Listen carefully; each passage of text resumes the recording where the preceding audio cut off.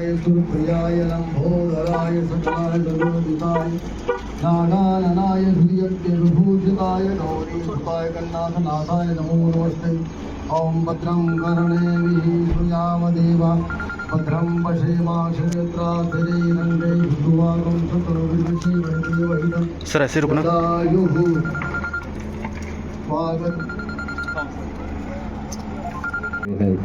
इनको ट्रेंड सबरूप जो है वो भेंट की जाए और आपकी जोरदार तालियों साथ में। ये मात्र चुनरी नहीं, ये माँ का वो साथ में आ जाइए, साथ में आ जाइए। संजय कर रहे हैं, आज मंच पे हैं, तो उनके लिए भी आपकी जोरदार तालियों के साथ में चाहूंगा इनको भी ये चुनरी एक बैंड सबरूप जी सर और आप सभी की जोरदार तालियों में मैं चाहूंगा। जी सर देखिए एक चुनरी मेरे बीच मैं सब सामने देखता हूँ, सरपंच है, मेरा नाम बोला था, तो आपका भी स्वागत है। जी सर आइए साथ में। इस माता की चुनरी के साथ आशीर्वाद जो है, और आप सभी देखकर तालियों की जरूर बजाइएगा। शेखर जी की मेहनत और पुष्पेंद्र जी, जो मैंने पहले ही कहा कि ये सोते हुए को नहीं जगाते, जो जागे हुए को जगाने का काम कर रहे हैं, तो इसलिए जोरदार तालियों में चाहूंगा। अरे शेखर जी आप इधर आओ। शेखर जी आपके साथ रहेंगे। हाँ जी जी सर देखिए। Transfer of power is not equivalent to freedom. अब मान लीजिए थोड़ी देर के लिए कि किसी व्यक्ति के खिलाफ आपको कोई बहुत गुस्सा था, उस आदमी के हटने से व्यवस्था तो नहीं चेंज हुई। और फिर मैं उस कैबिनेट के नोट के बाद जो उसके फेवर में आर्गुमेंट है वो बताता हूं मैं आपको। Lord Louis Mountbatten was the last British governor general of India. नाम सुना है लॉर्ड माउंटबेटन का? है जोर से बोलिए। कौन थे वो? हैं? जिन्होंने 3 साल किया क्या ऑफिशिएट किया भारत। ब्रिटिश साम्राज्य के लास्ट वॉइसरॉय थे।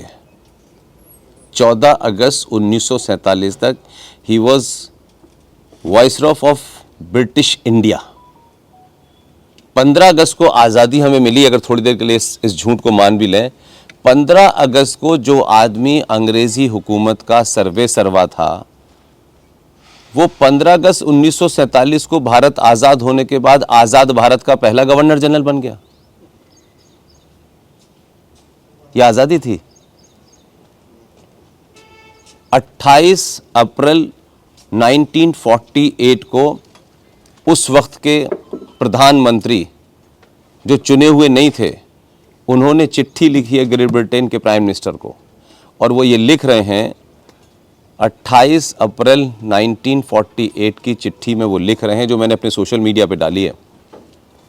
वो ये कहते हैं, और उनके शब्दावली है, महामहिम मैं आपसे अनुरोध करता हूं, आपका अनुमोदन चाहता हूं कि लॉर्ड माउंटबेटन साहब का ट्रांसफ़र बर्मा कर दिया गया है। उसके बाद मुझे बंगाल के गवर्नर सी चक्रवर्ती राजगोपालाचार्य को देश का गवर्नर जनरल बनाने की इजाज़त दी जाए। ये हम आज़ादी के बाद लिख रहे हैं। 28 अप्रैल 48 में, 47 में आज़ादी में हमको मिली है। मैं आज़ादी के कई सारी चीज़ें आपको बता रहा हूँ, इस तब आपको लगेगा। संविधान, जिसको सर पे लोग बहुत उठा उठा के घूम रहे हैं, ये संविधान गवर्नमेंट ऑफ इंडिया एक्ट 1935 की फोटोकॉपी है। इसमें कुछ कुछ चीज़ें बदलती हैं, ज़्यादातर जो स्ट्रॉन्ग फ्रेमवर्क है वो वहीं का वहीं है, उसमें कोई बदलाव नहीं हुआ है। 1947 से लेके 26 नवंबर 1950 तक देश में कोई चुनाव नहीं हुआ था। 26 नवंबर 1950 को संविधान बना है। पहला चुनाव शायद 51 या 52 में कहीं हुआ है जाकर के। इस बीच में जब संविधान नहीं था, राइट, तो मैं ये नहीं समझ पाता कि ऐसी कौन सी मारामारी थी इस देश के अंदर कि देश में लाखों लोग मरे हुए थे, सड़कों पे लाशें पड़ी हुई थीं, कोई पूछने वाला नहीं था, स्टेशनों पे ट्रेनें 2-2 दिन तक उसमें से बदबू आती रही, लोग ही नहीं थे। स्टेशन मास्टर पागल हो गया दिल्ली का जब उसने दरवाज़ा खोला और उसमें लाशें पड़ी हुई थीं। तो ऐसे जिस समाज में इतनी भयानक स्थिति हो, वहाँ मैं ये समझ नहीं पा रहा हूँ बार बार कि 11 अप्रैल 1947 को जब बिल्कुल ऑलमोस्ट दिल्ली की यही हालत थी, इवन जवाहरलाल नेहरू ने सो कॉल्ड जो अपना भाषण दिया है, भाषण देते वक्त टेंटों से लाशों को छुपा दिया गया था। दिल्ली में टेंट लगा दिए गए थे कि कहीं इधर उधर लोगों को नज़र नहीं आनी चाहिए, सब साफ सुथरा नज़र आना चाहिए। और दिल्ली में भयानक स्मेल थी। उन्होंने उस वक्त, शायद मैं ही मानता हूँ, एक सामान्य आदमी कहेगा जिस देश में 10.5 लाख लोग मारे गए हों और लाशें चील कौए खा रहे हो, ना आपकी व्यवस्था आपके कंट्रोल में थी, ना चीज़ें आपके कंट्रोल में थी, उस समय देश में इमरजेंसी पे कोई काम होना चाहिए था, कोई ऐसा टास्क फोर्स बनना चाहिए था कि जो सामने सबसे बड़ी हालत है पहले उसको ठीक करें। लेकिन सारी चीज़ों को छोड़कर मैं अभी तक ये समझ नहीं पा रहा कि कौन कौन वहाँ महान लोग थे जो आज बड़ी बड़ी बातें कर रहे हैं। 11 अप्रैल 1947 को कॉन्स्टिट्यूशन असेंबली के अंदर, क्योंकि उस वक्त तक हमारे यहाँ असेंबली नहीं बनी थी, पार्लियामेंट नहीं थी, 11 अप्रैल 1947 को पहला बिल एक इंट्रोड्यूस किया गया। अब मैं ये नहीं समझ पा रहा कि लाशें जो चील कौए खा रहे थे उसके लिए कोई बात आनी चाहिए थी, और जो सेना की कोई स्थिति थी, लोगों की जो स्थिति थी, दूर दराज में एक अजीब से हालात थे, उस पर कोई बिल नहीं आया। 11 अप्रैल 1947 को एक ऐसा बिल आया, लगता था कि अगर वो बिल नहीं आता तो देश टूट रहा था, पता नहीं क्या हो जाता। जानते हैं उस बिल का क्या नाम है? उस बिल का नाम है हिंदू कोड बिल। अब हिंदू कोड बिल में हिंदुओं कैसे रहना चाहिए, क्या करना चाहिए, क्या, ये तो बहुत लेटर चीज है ना।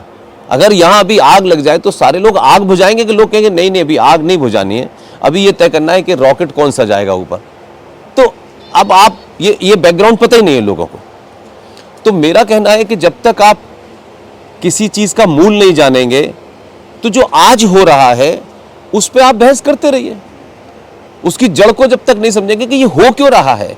ये जो पागलपन घूम रहा है, कोई कहता है हम जाति का जनगणना कराएंगे, तो जाति की जनगणना में भी आप एक बात देखो ना कि पॉलिटिकल बैंकरप्सी ये है, वो चाहे कोई पार्टी हो,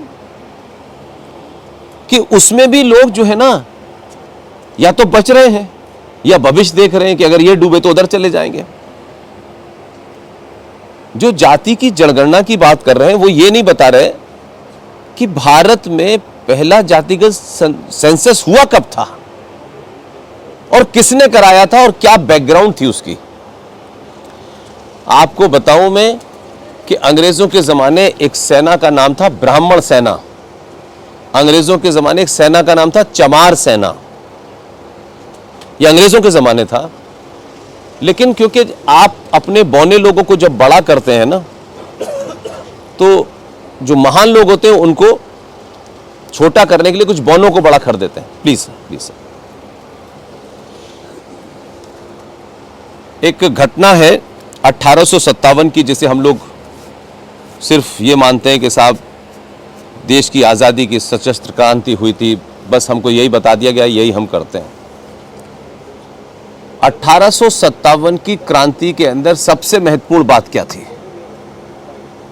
हम मंगल पांडे को जानते हैं, और मंगल पांडे ने ये किया और धड़ से बंदूक निकाली और एक अंग्रेज को मार दिया। हमें सिर्फ यही ब्रावो बताया गया। लेकिन मंगल पांडे जो भूमियार ब्राह्मण था, जनेऊधारी ब्राह्मण था, उसको समय की मांग लगी कि मैं पूजा पाठ बाद में करूंगा। जो उसके हाथ में शस्त्र था उसने अंग्रेज को गोली मार दी। उस घटना ने अंग्रेजों को स्पार्क किया, और उसके बाद क्योंकि वो ब्राह्मण था और वो अंग्रेज हमसे ज्यादा हमारे बारे में जानते थे, हम तिलक लगा के ब्राह्मण हो जाते हैं, मंदिर में बैठ के ब्राह्मण हो जाते हैं, उसका कोई लेना देना नहीं है। उन्होंने कहा कि ये जो ब्राह्मण है इसकी समाज में इसका एक ऐसा स्टेटस है कि जब ब्राह्मण कोई बात बोलता है तो लोग यकीन करते हैं, क्योंकि ब्राह्मण उस ज्ञानी आदमी है, पढ़ा लिखा आदमी है। तो अगर मंगल पांडे का ये स्पार्क बढ़ा तो बवाल होगा। तो उसके बाद जब पहला सेंसस हुआ तो सेंसस किस बुनियादों पे हुआ, किसने कराया? तब तक तो सरकार हिंदुस्तान में बनी भी नहीं थी, ना हिंदुस्तान आज़ाद हुआ था। तो कौन एडवाइस कर रहा था सरकार को कि आप कास्ट सेंसस कराइए? तो पहला कास्ट सेंसस तो अंग्रेजों ने कराया है आपका, और उनके लिए तो कारपेंटर भी एक कास्ट थी, उनके तो दूध बेचने वाला भी एक कास्ट थी। राजस्थान के अंदर बहुत सी ऐसी ट्राइब्स थी जो सामान लोग ले जाते थे उसे लूट लेती, तो उसे लुटेरी जात बता दिया उन्होंने। तो 1857 से लेके 1885 तक की कहानी देखेंगे तब आपको वर्तमान परिस्थिति में समझ में आएगा कि बेसिक गड़बड़ हुई कहां है। वही अंग्रेज जिन्होंने आपको आज़ादी दी, ऐसा बताया जाता है, लेकिन मैं दुनिया में पहली बार ऐसा सुनता हूं कि जिन्होंने आपको गुलाम बनाया उन्होंने ही आपको आज़ादी करने के लिए एक संगठन भी बनाया कि हम एक संगठन बना रहे हैं, आप इससे हमें आज़ादी ले लीजिए। एक आदमी 1857 की घटना के बाद ब्रिटिश सरकार ने उस पर बहुत मंथन किया और एक अपने खुफिया विभाग के आदमी को हिंदुस्तान में प्लांट करा और उत्तर प्रदेश के शहर इटावा, जो आजकल मुलायम सिंह की कॉन्स्टिट्यूंसी से जाना जाता है, उसको वहाँ कलेक्टर बना के भेजा और उसको जो टास्क दिया गया वो उस टास्क को करता रहा और उसने सारे काम किए। और एक दिन वो कलेक्टर, उसको बताया गया कि जो हिंदुस्तान में एलीट हैं, जो शाम में ड्रिंक करते हैं, जो मेम साहब के साथ डांस भी करते हैं, एक एलीट हमारे यहाँ उस वक्त भी ऐसे ही था, और जो अंग्रेज़ी बोलते हैं, जिनको जो नीचे के लोगों से थोड़ा सा उनका बड़ा डिस्टेंस रहता है, चाहे कास्ट के नाम पे रहे चाहे पैसे के नाम पे रहे, ऐसे लोगों को चुनना है आपको और इन लोगों का एक क्लब बनाना है। तो उसने ये काम वो करता रहा, इटावा में था लेकिन काम वो ये सब कर रहा था। और उसके बाद उसने एक क्लब बनाया 1885 में, उसका नाम था इंडियन नेशनल कांग्रेस। जिस आदमी ने बनाया उसका नाम था A.O. ह्यूम, और उसने वो जिसको आज कहते हैं ना कि 1885 में वो कांग्रेस पार्टी बनी। तो थोड़ी देर के लिए सोचिए कि उनके वारिस कह रहे हैं कि हमने आज़ादी दिलाई है, लेकिन 1885 से लेके नेक्स्ट 5 उस कांग्रेस के अध्यक्ष तो अंग्रेज थे। तो अंग्रेजों ने आप पे राज किया और अंग्रेजों ने आपके लिए एक संगठन बनाया कि इस संगठन से अब हमें देश से बाहर निकाल दीजिए। ये इससे ज्यादा शेख चिल्ली जैसी कोई बात लगती है? और उन्होंने कास्ट सेंसस कराया। तो कास्ट सेंसस कराने के पीछे क्या थी कि मंगल पांडे जैसे दूसरे लोग पैदा ना हो, इसलिए उसको कैसे रोका जाए। तो कांग्रेस और क्रांतिकारियों के बीच में एक लाइन खड़ी करनी थी कि भाई अंग्रेज हिट लिस्ट में नहीं आए, जैसे ही कोई बात होगी हम कांग्रेस को आगे करेंगे, कांग्रेस नेगोशिएट करेगी। तो कांग्रेस नेगोशिएशन का काम करने लगी। वो अंग्रेजों और भारतीयों के बीच में एक मीडिएशन का काम करती थी। उनको मालूम था कि अंग्रेज इतनी गिनती में नहीं है, अगर वायलेंस हो गया तो अंग्रेज कितने लड़ेंगे भाई, सब तरफ तो हिंदुस्तानी है।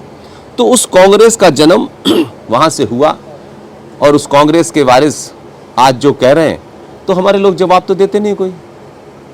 वो एक बेचारा शरीफ आदमी सुधांशु चला गया है तो वही जवाब देता है, बाकी तो सिर्फ दलाली में लगे हुए हैं। और क्या काम है उनको सुबह से शाम तक? यहां ये मिल जाए, वहां वो मिल जाए, यहां इसमें चुरा लो, वहां उसमें चुरा लो, इसके अलावा क्या कर रहे हैं? 90% तो वही कर रहे हैं। तो हम किसको दोष दे रहे हैं? तो कितने सारे काम ऐसे हुए। मैं थोड़ी देर के लिए ये बात छोड़ करके मैं 47 के बाद पे आता हूं। संविधान बन गया 26 नवंबर 1950 को, डिबेट हुई कॉन्स्टिट्यूशन असेंबली में, जबरदस्त डिबेट है, आजकल सब अवेलेबल है। तो उस वक्त भी सेकुलरिज्म के ऊपर बहुत डिबेट हुई। उसमें अयंगर साहब थे, पटेल थे, नेहरू थे, अंबेडकर थे। और अगर आप उन डिटेल को, क्योंकि अब सब अवेलेबल है मार्केट में, अब कोई चीज़ छुपी हुई नहीं है, आप पढ़ सकते हैं। और क्योंकि वो जो 3 मूर्ति एक जगह आपने दिल्ली में सुना होगा, वो 3 मूर्ति कभी वॉइसरॉय का घर हुआ करता था और 47 के बाद फिर वहाँ देश के पहले प्रधानमंत्री 3 मूर्ति में ही रहते थे। और उनको इतनी समस्या थी कि उन्होंने अपने रहते के बीच में जब भी कोई बना तो उसको नहीं रहने दिया और फिर कांग्रेस ने उस पर कब्जा कर लिया। उस 3 मूर्ति में सारे डॉक्यूमेंट अवेलेबल हैं। मेरा सिर्फ इतना ही कहना है कि भाई जब कॉन्स्टिट्यूशन असेंबली में इतने विद्वान लोग बैठे हुए थे और चर्चा हुई कि भारत को सेकुलर होना चाहिए, तो नेहरू, इंक्लूडिंग नेहरू, सबने उसके अगेंस्ट में तर्क दिए और नकार दिया कि सेकुलर शब्द हम भारत के लिए नहीं है। उसमें सबसे खूबसूरत या सबसे तार्किक या बहुत ही सिविलाइजेशन एंगल से जो स्ट्रॉन्ग आर्गुमेंट था वो B.R. अम्बेडकर का था, जिनका शायद आज जन्मदिन है। लेकिन B.R. अम्बेडकर का जन्मदिन मनाते वक्त कुछ ब्राह्मण हो जाएंगे, कुछ ठाकुर हो जाएंगे, कुछ बनिए हो जाएंगे, कुछ युद्ध, सब कुछ हो जाएंगे, लेकिन अम्बेडकर के सच को नहीं बोलेंगे, क्योंकि उनके सच को बोलने से हमारा कद छोटा हो जाएगा। तो फिर उसे जाति के नाम से चढ़ा दो। बहुत सारे इस पार्टी उस पार्टी में बहुत दलाल हैं, महा दलाल हैं। हम सच बोलने वाले आदमी के बारे में ढूंढते हैं, अच्छा ये कौन था, इसकी जाति क्या थी, ये कैसा था, ये हमारे स्वार्थों के लिए ठीक है कि नहीं ठीक है। इसलिए हमने बौनों को बड़ा किया और बड़ों को बौना बना दिया। अंबेडकर से ज्यादा ईमानदार और अंबेडकर से ज्यादा विजनरी एक भी आदमी नहीं किसी कास्ट का हो उस दौर में। सेकुलरिज्म की डिबेट पे ऐसे ऐसे बेवकूफी टाइप के आर्गुमेंट दिए, लेकिन अंबेडकर का कितना स्ट्रांग आर्गुमेंट था। अंबेडकर ने कहा कि ये शब्द सेकुलर जो है ये वेस्ट से आया है। वेस्ट में जो किंग होता था वो जब भी कोई डिसीजन लेता था तो चर्च से गाइड होता था, चर्च उसे एडवाइस करता था, जो ऑफिशियल नहीं था। तो वहाँ बहुत सारे लोग जो चर्च में बिलीव नहीं करते थे, जब उनकी बहुत गिनती हुई तो उन लोगों ने कहा कि भाई राजा जो है चर्च से गाइड होता है, इसलिए जो लोग चर्च को नहीं मानते उनके साथ डिस्क्रिमिनेट करता है। तो उस पर बहुत डिबेट हुई और उसके बाद यह शब्द कॉइन किया गया कि राजा सेकुलर होगा, यानी राजा का कोई, जोर से बोलिए, बस मैं यही सुनना चाहता था, यही गलत बोला है आपने। अब सनातन हिंदू सभ्यता में, साहित्य में, संस्कारों में मुझे बताइए कहां आपने पढ़ा धर्म का अर्थ क्या होता है? आपने सबने बहुत एक ही लाइन में कह दिया कि राजा का कोई धर्म नहीं होगा। तो धर्म का अर्थ क्या समझते हैं आप? देखिए ना, हर चौराहे पे 4 पंडित बैठे हुए हैं, हर चौराहे पे 4 कथाकार बैठे हैं। कोई 5 करोड़ ले रहा है, कोई 10 करोड़ ले रहा है, कोई कुछ भी बता रहा है। एक ठेकेदार नए नए निकले हैं, 100 साल हो गए उनको, वो भी ज्ञान बांट रहे हैं आजकल। सारे धर्म बराबर हैं, मस्जिद एक ही है। क्यों झूठ बोल रहे हो भाई? क्या आप लोगों की शक्ल देख के सच झूठ बोलते हो क्या? कि यहां ये बैठे हुए तो यहां कुछ भी बोल दो, ऐसा नहीं होता भाई साहब। सच सच ही रहता है। आप चाहे 5 करोड़ लोग आपसे नाराज हो जाए, चाहे एक आदमी आपके साथ खड़ा हो, सारे धर्म बराबर है। ये कहां सुना आपने? कहां सुना बताइए? आप धर्म शब्द को कितना डिमीन कर रहे हो। यह आपके साहित्य का शब्द है, आपके संस्कारों का शब्द है। धर्म का अर्थ क्या होता है? हम अनकॉन्शियसली बोल रहे हैं, लेकिन पता नहीं कौन सा डर है कि हम उसको छुपा रहे हैं। राजा का क्या होता है? धर्म होता है ना? क्या धर्म है राजा का? राजा का धर्म राजधर्म है। तो राजधर्म में क्या करेगा? वो जो ठीक है वही करेगा ना, उसकी ड्यूटी है, उसका कर्तव्य है। मां का भी धर्म है, पिता का धर्म है, बेटे का धर्म है, हर एक का धर्म है। यानी हर एक का अपना अपना कर्तव्य, ड्यूटी बंधी हुई है। उसे धर्म कहते हैं ना? बताइए, कहते हैं कि नहीं कहते? उसी को कहते हैं ना। एक अगर ब्राह्मण पूजा करा रहा है तो उसका धर्म है शास्त्रों के हिसाब से वो पूजा कराए। अगर वहां कोई आ गया तो वो शास्त्र नहीं बदल सकता, शास्त्र में कोई ऊपर नीचे नहीं हो सकता, पूजा के भाव नहीं बदल सकते, पूजा की पद्धति नहीं बदल सकती है कि वो नेताजी आ गए हैं तो आज पूजा 5 मिनट में करा दो।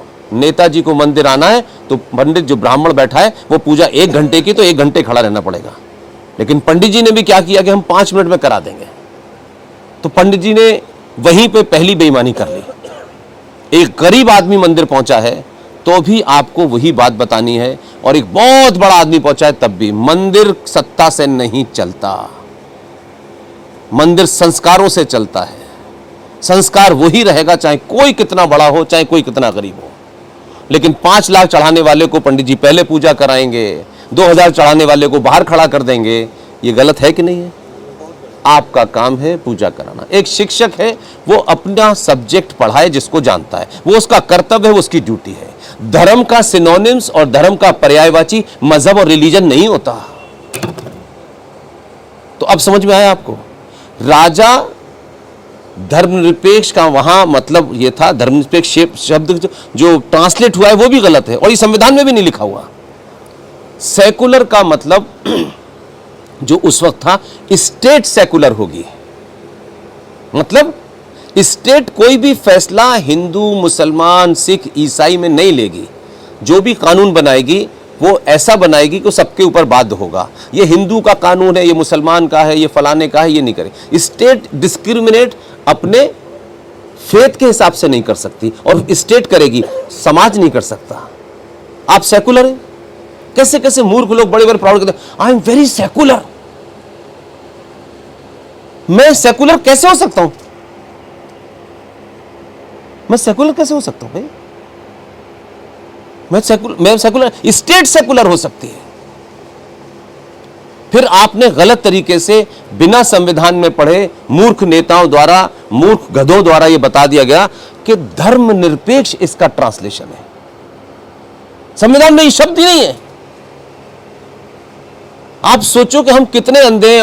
वहां अमेरिका में कौन सा लेटेस्ट फैशन आया है ये हमको पता है, लेकिन जिस संविधान से रोज 2-4 होना पड़ रहा है, जिसके कारण हमारी ये स्थिति है, उसमें किताब खोल के किसी ने नहीं देखा कि यार इसमें धर्मनिरपेक्ष शब्द कहां लिखा है।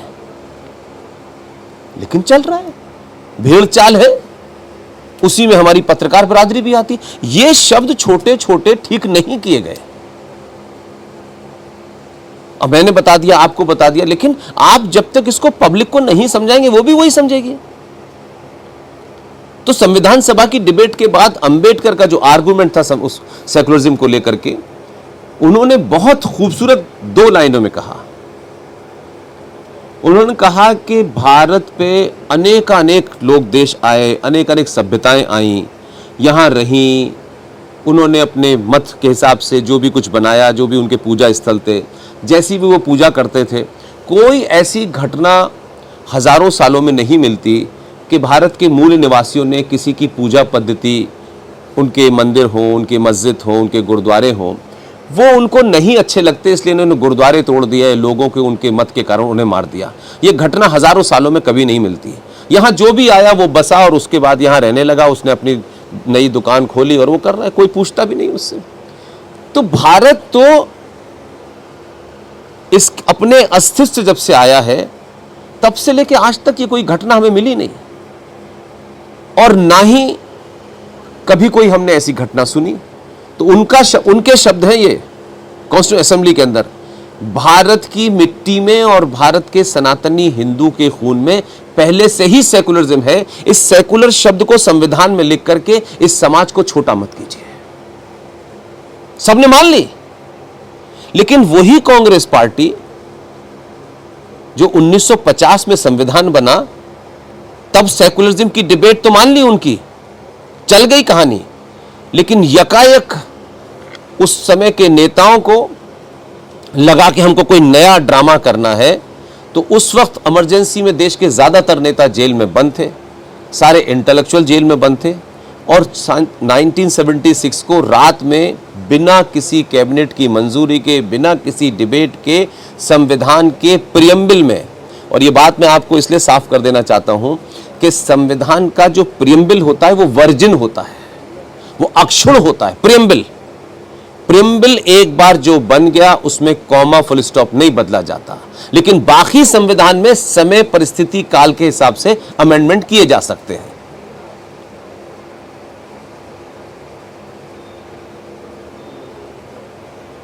क्या हुआ? तो आप उसको बदल से अमेंडमेंट क्या उसमें गुंजाइश होती है, लेकिन आप सोचो कि पूरा देश, हजारों लाखों लोग, बड़े बड़े ज्ञानी, बड़े बड़े बुद्धिजीवी, किसी ने यह पूछा कि भारत के संविधान के प्रियम्बल में रात के अंधेरे में 2 नेताओं के सिर्फ चाहने से आपने रातों रात उस संविधान के प्रियम्बल में सेकुलरिज्म और सोशलिज्म शब्द जोड़ दिया। ये चैलेंज होना चाहिए था, नहीं होना चाहिए था। यानी आपने संविधान की मूल आत्मा, जिसे आप वर्जिन कहते हैं, जिसमें बदलाव हो ही नहीं सकता, बाकी आप रोज अमेंडमेंट करिए, 350 अमेंडमेंट हो चुके, लेकिन वो हम मूक दर्शक की तरह बैठे रहे। वैसे बहुत बड़े हम ज्ञानी हैं, कविताएं पढ़ेंगे, 5-5 घंटे के ज्ञान बांटेंगे, लेकिन ये डिबेट ही नहीं कभी करी आपने, और सबको चटा दिया कि सब सेकुलर हो गया है, भारत सेकुलर हो गया है, हम हर आदमी सेकुलर है, हर हिंदू वाकई पता नहीं पब्लिकली कह रहे हैं आई एम वेरी सेकुलर। यार no no no no no don't do, मस्जिद पे बात मत करो, नहीं आई एम वेरी सेकुलर की क्या बात हुई? पागल हो क्या? आप सेकुलर कैसे हो सकते हैं? अगर आप उसको धर्मनिरपेक्ष कहते हैं तो इसका मतलब है धर्म को न मानना, यानी अपने कर्तव्यों को न मानना, अपने कर्तव्यों को न पूरा करना, दैट इज कॉल्ड धर्मनिरपेक्ष। यही है ना हिंदी में, आई एम राइट और रॉन्ग? धर्म का पूजा से मतलब नहीं है ना। आपकी ड्यूटी, आपके संपादक हैं, उनका एक ड्यूटी है, उनकी एक जिम्मेदारी है। वो कहे भाई मैं तो जो हूं धर्मनिरपेक्ष हूं, तो मेरा जो कर्तव्य, जो मेरी ड्यूटी है वो मैं नहीं करूंगा। ये कैसे हो सकता है? लेकिन ये चला बीमारी हमारे यहां और आज भी चल रही है। लेकिन आपके संविधान में सेकुलर शब्द का हिंदी अनुवाद वो नहीं है जो आपको बताया गया है।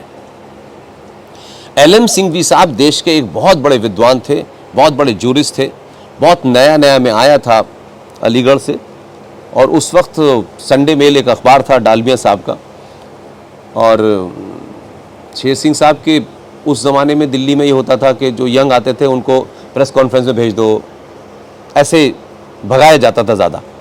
तो योगेंद्र बाली जो प्राइम मिनिस्टर नेहरू के मीडिया एडवाइज़र थे, प्रेस सेक्रेटरी थे, वो पाकिस्तान से आए थे, तो उनको उर्दू बहुत शौक़ थी, तो मैं उर्दू बैकग्राउंड से आया था, तो वो मेरे एडिटर थे। तो मुझे ऐसी प्रेस कॉन्फ्रेंस भेजे, पुष्पेन यहाँ चले जाओ, यहाँ चले जाओ, और हम बहुत खुश हो जाते थे कि कुछ छप गया आज हमारा। तो LM सिंघवी साहब की कॉन्स्टिट्यूशन क्लब में प्रेस कॉन्फ्रेंस हो रही थी, तो उस वक्त फ्री की चाय मिल जाए यही बड़ी बात होती थी हमारे लिए। तो चले गए साहब, बैठ गए कि यार कुछ भी हो समझ में नहीं आएगा, 2 बिस्किट चाय तो मिलेंगे ही, लेकिन सुनते रहे उनको, बैठे अब बैठे तो सुनना है। तो पता नहीं वो बात इतनी देर तक सेकुलरिज्म पे चली, तो मैंने जब वो ख़त्म हो गई तो मैंने उनसे पूछा कि ये बहुत दिन से ऐसा कहा जा रहा है कि सेकुलर शब्द का मतलब धर्मनिरपेक्ष है। तब उन्होंने कहा कि इंदिरा गांधी ने उनसे कहा था इसका ट्रांसलेट करने के लिए, और इंदिरा गांधी ने ईमानदारी से मान भी लिया था। उन्होंने कहा कि मैडम धर्मनिरपेक्ष शब्द नहीं हो सकता, ये पंथ निरपेक्ष होगा। लेकिन समाज उसे धर्मनिरपेक्ष समझता है, संविधान में पंथ निरपेक्ष है, और पंथ निरपेक्ष और धर्मनिरपेक्ष में फर्क होता है। तो बहुत सारी ऐसी चीजें हुई हैं उसमें संविधान में। अब अगर मैं संविधान को छोड़ दूं थोड़ी देर के लिए, ये बात तो मैंने इसलिए कहा कि ताकि ये एक ऐसे मूल बात है जिस पे हम लोग बहुत ज़्यादा अपोलोजिस्टिक होते हैं। देश जैसे हर बात, हर कोई डिबेट होती है, देखो देश सेकुलर है भाई, देखो हम सब सेकुलर है भाई, क्या मुझे समझ में नहीं आता मेरे क्यों ऐसा लोग कहते हैं। लेकिन उसके बाद की कुछ बातों को मैं इसलिए रखना चाहता हूँ कि आपको पता चले कि ऐसा नहीं था कि संविधान में हम बहुत चिंतित थे कि सेकुलर सोशलिज्म को लेकर के, लेकिन जिन चीज़ों को लेकर हमें चिंतित होना चाहिए था उस पर तो हम हुए नहीं। ऐसा लग रहा था कि भारत के सेकुलर हो जाने से पता नहीं क्या होने वाला था। और ये कौन लोग कह रहे थे कि 1947 में जब ऑलमोस्ट 46 में आपका संविधान कंप्लीट हो चुका था, तो आप सोचिए कि 15 नवंबर 1950 को जब संविधान करीब करीब पूरा बन गया, तो आप सोचिए कि कल भी मैंने ये अपनी स्पीच में बोला, और मैं यहाँ इसलिए बोलता हूँ कि कश्मीर के लोगों के बारे में तो ये था कि यहाँ का एक अलग संविधान था, तो यहाँ तो अल्लाह मियाँ की सीधे फरिश्ते रहते थे, बाकी सब तो यहाँ जानवर रहते थे, तो उनके लिए एक अलग संविधान चाहिए था। संविधान कंप्लीट हो गया, और संविधान का जो पहला पृष्ठ है, उस पहले पृष्ठ पर यह लिखा हुआ है, पहली लाइन है, इंडिया दैट इज भारत। ये लाइन है कि नहीं? अब संविधान को जिस तरीके से आपने कॉपी पेस्ट किया है, उसमें यही होना था, जल्दी जल्दी होनी थी चीजें, समय कम था। तो मैं थोड़ी देर के लिए मान भी लेता हूं कि इंडिया दैट इज भारत लिखा हुआ था, लेकिन इंडिया दैट इज भारत का मतलब क्या है?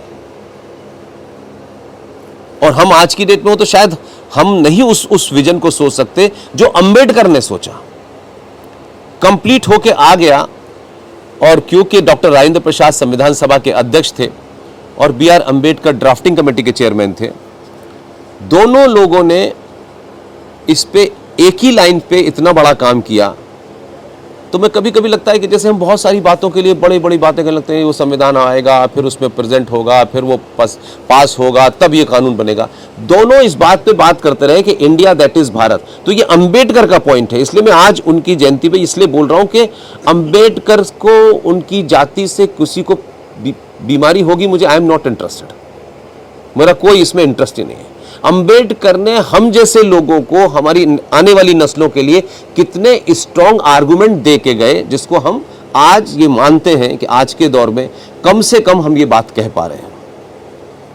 अंबेडकर और डॉक्टर राजेंद्र प्रसाद में दोनों में बात हुई, और उन्होंने कहा कि देखिए भाई, इस संविधान के अंदर ज़्यादातर मामला तो जो ब्रिटिश सरकार की चीज़ें थी वही हैं। आईपीसी सेम है, आज भी 1860 का पुलिस का कानून चल रहा है, आज भी एविडेंस एक्ट पुलिस का 1861 का आज भी चल रहा है। बहुत कुछ चीजें ऐसी थी, एज इट इज थी, बस ऊपर नीचे कुछ कुछ किया। लेकिन उन्होंने देखिए सिविलाइजेशन के बारे में सोचने वाले लोग कम थे उस समय। बहुत सारे लोगों को, किसी को प्रधानमंत्री बनना है, किसी को सत्ता में जाना है, ये सब था। लेकिन उन दोनों लोगों ने इस लाइन को पकड़ा और कहा कि भारत के संविधान में 90% तो इंडिया है, इसमें भारत तो है नहीं। अब लिख चुका था, सब लोग उसको पास कर चुके थे, संविधान सभा की सारी मीटिंगें खत्म हो चुकी थी। तो और 6 दिसंबर 1946 से उसका लिखना शुरू हुआ। तो आप सोचिए कि राजेंद्र प्रसाद से वो बात कह रहे हैं कि हम क्या कर सकते हैं, समय कम है। तो दोनों के बीच में ये बातचीत हुई और ये कहा कि हम इसी संविधान में हजारों साल पहले हम देश कैसे चलाते थे, हमारे स्टेट के साथ में केंद्र के क्या संबंध होते थे, हमारा पॉलिसी व्यापार की क्या होती थी, हमारे आइडियल कौन हो सकते थे, मूल कौन हो सकते थे। तो इस पे बहस होने के दो लोग मौजूद हैं उसमें। और आप ये पूछ सकते हैं पूरी उसके साथ के कि ये मुझे कैसे सुनाई दी जब वो दोनों लोग बात कर रहे थे, तो मैं कहाँ बैठा था, ये पूछ सकते हैं आप उससे, वो भी मैं बता दूंगा आपको।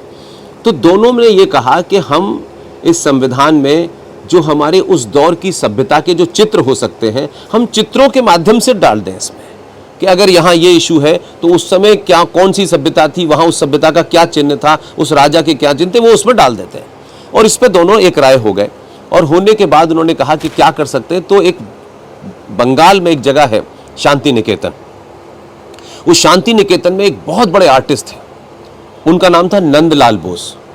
और उनसे संपर्क साधा गया और कहा गया कि आप इस संविधान की कॉपी देख लें और अलग अलग चैप्टर आप इससे पढ़ लें। और इस चैप्टर पढ़ने के बाद इस चैप्टर का अगर हम इतिहास में जाके देखें, इतने हमारे पुराने राजाओं ने क्या करते थे, उस समय का कोई सिंबल हो जिससे हम आज आने वाली पीढ़ियों को बता सके कि संविधान तो 1950 में बना, लेकिन भारत कई हजारों साल पुराना है, वो कहीं गुम न हो जाए। तो इस तरीके के उनको बुलाया नंदलाल बोस को। नंदलाल बोस काफ़ी बड़े आदमी थे और बहुत फेमस थे। नंदलाल बोस ने अपने सबसे कम उम्र के शागिर्द 21 साल के राम मनोहर सिन्हा को बुलाया। वो 21 साल का एक लड़का था, जबलपुर के रहने वाले थे वो। और उनसे कहा कि भाई ये चित्र बनाने हैं। तो दोनों में डिस्कशन हो गया, चित्र करीब करीब फाइनल हो गए और वो चित्र बने। तो उन चित्रों में आज जो सेकुलरिज्म और हिंदू और मुसलमान और ये दुनिया ज़माने की जो दुकानें चल रही हैं, अगर आप उसको देखें तो भारत के संविधान के जो पहला पृष्ठ है जहां इंडिया दैट इज़ भारत लिखा हुआ है, उस पृष्ठ के ऊपर बनारस के ज्ञान व्यापी में जो शिवलिंग ढूंढा गया है अभी कुछ दिन पहले, उस शिवलिंग की लंबाई जो है कोई 90 फीट है। उस शिवलिंग की लंबाई, उस शिवलिंग के सामने एक नंदी बना हुआ है। उस नंदी की तस्वीर संविधान के पहले पृष्ठ पर बनी है। उसी संविधान के 5वें पृष्ठ पर माँ सीता, लक्ष्मण और राम की तस्वीर बनी है। उसी में सुभाष चंद्र बोस है, उसी में छत्रपति शिवाजी है, उसी में झांसी लक्ष्मीबाई है, उसी में जैन दर्शन है, उसी में बौद्ध दर्शन है। 22 चित्र ऐसे बने। और ये किस्सा मैं उन युवाओं के सामने कल थे, मैंने बोला था, लेकिन आप सबको इसलिए बोलता हूँ क्योंकि आप भी इसको 4 युवाओं को ज़रूर बताइएगा कि उस दौर में एक 21 साल का बच्चा जो नंदलाल बोस का सबसे कम उम्र का शागिर्द था, उनके 12 चित्र उसमें हैं। उन्होंने 12 और मुश्किल से 21 साल के थे। मैं ये बात इसलिए दावे से कह रहा हूँ कि जबलपुर में एक परिवार रहता है। वो जो 21 साल का बच्चा था राम मनोहर सिन्हा, वो उनकी जो देहांत हुआ है उनका 2007 में हुआ है। और उनका बेटा विदेश में डॉक्टरी का काम करता था, उन्हीं के कहने पे पढ़ने गया था। उन्होंने अपने पिता की ये तमाम सारी चीज़ रिकॉर्ड कर ली। वो सब कुछ ये बता, बहुत ज़्यादा उम्र हो चुकी थी 2007 में उनकी, और वो सब कुछ बता के गए, इसलिए वो पूरी ऑथेंटिक है। और वो जो उन्होंने 26 चित्र बनाए थे उसमें से 6 चित्र एक्स्ट्रा थे, वो जबलपुर के म्यूजियम में लगे हुए हैं। तो आप सोचिए कि ये वार्तालाप उन्होंने बताया कि उनके पिता का डॉक्टर राजेंद्र प्रसाद के साथ वार्तालाप हुआ। तो डॉक्टर राजेंद्र प्रसाद ने उनसे कहा कि तुम इसका मेहनताना नहीं लोगे। अब 21 साल के बच्चे को मैं सोचता हूँ कभी, तो मेरी हर बार बात करते में मुझे थोड़े से मेरा सेंसिटिव हो जाता हूँ कि कितना विजनरी रहा होगा। और ऐसे विजनरी थे हमारे उस दौर में लोग, बताइए 21 साल का बच्चा देश के राष्ट्रपति से बात कर रहा है और राष्ट्रपति उससे कह रहा है आप मेहनताना नहीं लोगे, तो राष्ट्रपति कह नहीं मुझे मेहनताना नहीं चाहिए। और 1-1.5 मिनट के पॉज के बाद फिर वो राष्ट्रपति से कहता है कि मुझे मेहनताना नहीं चाहिए, लेकिन आपके संविधान का जो जितने पेज हैं उस पेजेस के हर पेज के नीचे मेरा नाम लिख दीजिए। डॉक्टर राजेंद्र प्रसाद ने कहा लिख देंगे, और जब उन्होंने कहा लिख देंगे तो बोला मेरा किसी पेज पे नाम मत लिखिए। तो उन्होंने राजेंद्र कहा तुम चाहते क्या हो, आप उसका विजन देखो। प्रियम्बल जो बना हुआ है ना, आप कभी संविधान देखें तो प्रियम्बल के चारों तरफ एक ऐसे करके वो बना, और उसके अंदर शेर है, मोर है, हाथी है, ये जो हमारे, उसने उनसे कहा कि सिर्फ प्रियम्बल के अंदर जो ये आउटलाइन बनी है इसमें मेरे नाम का राम लिख दीजिए। इस पे तैयार हो गया। अब मैं आपसे पूछ रहा हूं, मैं भी कुछ दिन बाद चला जाऊंगा, आने वाली दुनिया राम मनोहर के राम को नहीं जानेगी, राम को जानेगी। इतना बड़ा विजनरी आदमी था। और संविधान ओरिजिनल में उस बेल में सिर्फ राम लिखा हुआ है, ओरिजिनल संविधान में। तो अब संविधान को लेकर के अगर वो होता तो पता नहीं कम्युनल सेकुलरिज्म का हमारे यहाँ ड्रामा हो जाता। तो ये उस दौर की कहानी है। तो वो तमाम सारे चित्र जिन जिन के बारे में, अब छत्रपति शिवाजी को कोई आज गाली देने लगे तो देते रहो, लेकिन संविधान जब भी पढ़ा जाएगा तो संविधान में कहीं छत्रपति शिवाजी है। जिस बोस को आपने 1945 में, क्योंकि बोस नेहरू से बहुत बड़े कद के आदमी थे, ये तो एक बार भी अपनी पार्टी के अध्यक्ष नहीं चुने गए। 39 का जो चुनाव है वो पट्टाभी सीतारमन और सुभाष के बीच में हुआ। सुभाष जीत गए। गांधी जी ने 2 बार बेईमानी की, एक बार बेईमानी नहीं की उन्होंने। इसलिए बड़े कद का आदमी बेईमानी करे तो उसका जिक्र ज्यादा होना चाहिए। कोई गरीब आदमी बेईमानी करे तो ये मान लो कि उसकी गरीबी ने उससे बेईमानी कराई होगी, लेकिन संपन्न आदमी, बड़ा आदमी अगर बेईमानी करे तो इसका मतलब है कि उसका एजेंडा कुछ और था। गांधी जी को इसकी माफी नहीं मिलनी चाहिए। उनका मान नाम सम्मान से लीजिए, उनको आदर से लिए, लेकिन बेईमानी को बेईमानी कहिए। इसलिए नहीं कि वो बहुत बड़े हैं तो बेईमान कहेंगे तो इस देश में धारा लग जाएगी। Get lost. पट्टाभी सीतारमन चुनाव जीत गए। गांधी पहुंचे सुभाष के पास और कहा कि पट्टाभी की हार मेरी हार है। अब आप बहुत खुददार आदमी हो और किसी चापलूस से आपका पाला पड़ गया हो और आप ये जानते हैं कि आपकी खुददारी का इसके पास कोई जवाब नहीं है, तो आप आर्गुमेंट में नहीं पड़ोगे। सुभाष ने जैसे ही गांधी ने कहा ये लीजिए मेरा इस्तीफा, सुभाष जरा दूसरे किस्म के आदमी थे, इस्तीफा दे दिया। गांधी जी ने यही रूल अप्लाई किया जब 46 जनवरी में कैबिनेट मिशन आने से पहले 15 प्रांतीय असेंबली के चुनाव हुए, तो मार्च में कैबिनेट मिशन प्लान आया जिसकी चर्चा हम लोग अक्सर पढ़ते हैं। उस कैबिनेट मिशन प्लान ने साफ साफ गांधी से कहा हम सत्ता का हस्तांतरण शीघ्र करने वाले हैं। 2 बातें बिल्कुल साफ हैं, हम कांग्रेस को, और कांग्रेस में हमारी पहली पसंद है नेहरू, हम इसको सत्ता का हस्तांतरण करेंगे। जैसे ही ये किया, आनन फानन में इन 1940 मुस्लिम लीग का एक अधिवेशन हुआ था लाहौर के अंदर 23 मार्च को, और उस अधिवेशन में यह रेजोल्यूशन पास हो गया था कि हमें कंप्लीट पाकिस्तान चाहिए। तो वो ओपन कर चुके थे। तो जैसे ही यह हुआ तो जिन्ना का बयान है वो पाकिस्तान की आर्काइव में रखा हुआ है। जैसे ही वो जीते तो जिन्ना का एक बयान आया कि असली मुसलमान तो मुस्लिम लीग के पास हैं, कांग्रेस के पास नकली मुसलमान है। जैसे ही इन्होंने ये कहा तो ये अपोलोजिस्टिक हो गए, इनको लगने लगा रही भाई कहीं हमारे ऊपर दाग ना लग जाए। तो आनन फानन में आपने मौलाना अबुल कलाम आज़ाद को 1940 में कांग्रेस का अध्यक्ष बनाया। झारखंड की राजधानी रांची से 100 किलोमीटर दूर एक रामगढ़ जगह है, वहां वो अधिवेशन हुआ था कांग्रेस का, और मौलाना आज़ाद को आपने अध्यक्ष बना दिया। और मौलाना कांग्रेस पार्टी में 2 साल का अध्यक्ष बनता है। और अब तो खैर जो आज की कांग्रेस है उसमें तो अध्यक्ष बनता ही नहीं है, वो परमानेंट है, वो जनपद में ही रहता है, वहां तो अलग ही मामला है।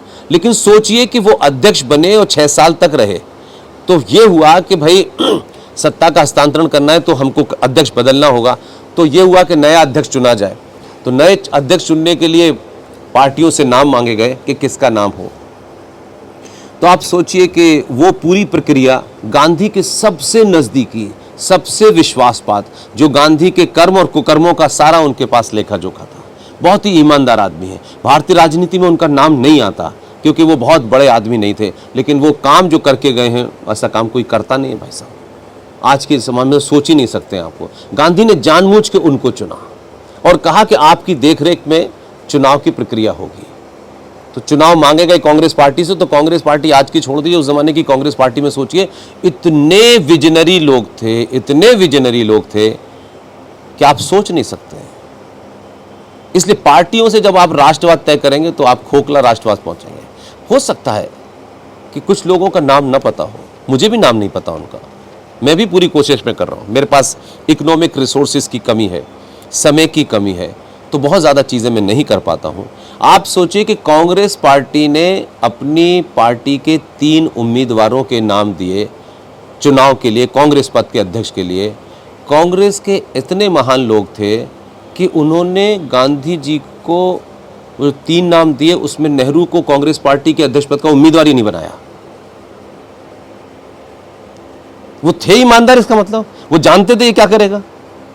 उसके बाद गांधी CWC की मीटिंग में गए और कहा कि भाई देखो मेरी पहली पसंद नेहरू है। गांधी के दबाव में CWC से नाम लेके नेहरू का आए और नेहरू को भी कैंडिडेट बना दिया। लेकिन उनसे भी महान लोग थे उस वक्त भी कि जब चुनाव हुआ 15% के वोट पड़े तो 1 वोट इनवैलिड गया, 2 पट्टाभी को मिले और बाकी 12 के 12 वोट सरदार पटेल को दिए, तब भी नेहरू को नहीं दिया। लेकिन उन्होंने तय कर लिया था, सरदार पटेल के पास गए, सरदार पटेल से, सरदार पटेल बड़े कद के आदमी थे, सरदार पटेल बहुत छोटे नहीं थे। उनके परिवार में उनके भाई के बेटे से अभी मिला हूँ, कोई 3-4 महीने पहले उनकी डेथ हुई है। तो मुझे लगता था कि सरदार पटेल ने, गांधी ने जब खड़े होकर वही सब ड्रामा उनसे किया कि मेरा ऐसा है और सरदार तुम तो ऐसे हो और तुम तो मुझे अनुयायी हो और नेहरू ऐसा है और तुम समझा करो, उन्होंने छोड़ दिया। तो जो आदमी इस देश की बेईमानी से देश का पहला कांग्रेस का अध्यक्ष बना, उसी को आपने प्रधानमंत्री बनाया। तो आप चाहते क्या हैं? सारी बेईमानी तो उसी दौर में हुई है, उसी का रिजल्ट भुगत रहे आप। फिर आप नेहरू को दोष दीजिए। आप सोचो, ये मैं नहीं कह रहा, नटवर सिंह का नाम सुना है आप लोगों ने? सुना है नटवर सिंह का नाम? है? कांग्रेस के बड़े करीबी थे। नटवर सिंह ने एक किताब लिखी है और जब वो किताब उन्होंने कहा ना लिखी है, तो ये तो घटना आप सब लोगों के समय की होगी, जरा ढूंढेंगे तो मिल जाएगी आपको। जब वो किताब लिख रहे थे तो अनाउंस किया उन्होंने कि मैं किताब लिख रहा हूं। तो जो हमारी इटली से आई हुई जो महिला हैं, उनके घर पहुंच गई गुड़गांव में। वो आए नहीं थे, उनको 10 फोन किए गए, वो नहीं आए क्योंकि कांग्रेसी उन्होंने फंसाया था एक केस के अंदर। वो जो पैसे वाला खेल था ना, ऑयल के बदले पैसा, उसमें जानबूझ के फंसाया था उनको। तो नटवर सिंह के घर पहुंची तो नटवर सिंह ने उनसे कहा मुझे मालूम मैडम आप क्यों आई हैं, लेकिन नटवर सिंह की अभी डेथ हुई है, अभी बहुत लंबे नहीं डेथ हुई, अभी हाल फिलहाल में डेथ हुई है, 2-4-6 महीने हो गए होंगे। नटवर सिंह जैसे उस बहादुर जाट को मैं इसलिए प्रणाम करता हूं कि नटवर सिंह ने एक किताब लिखी है, 1 life is not enough, right?